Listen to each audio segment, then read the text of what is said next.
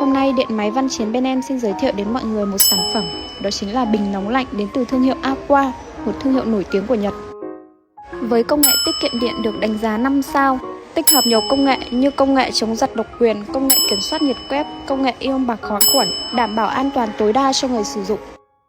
Thanh gia nhiệt có độ bền cao, chống rỉ, hoạt động ổn định và lâu dài. Thanh magie có thiết kế cải tiến, chống lại các hiện tượng hoen rỉ, bảo vệ bình và các linh kiện bên trong bình.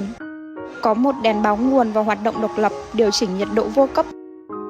Sản phẩm đang có mặt tại hệ thống điện máy Văn Chiến, hãy đến ngay để sở hữu với mức giá vô cùng ưu đãi.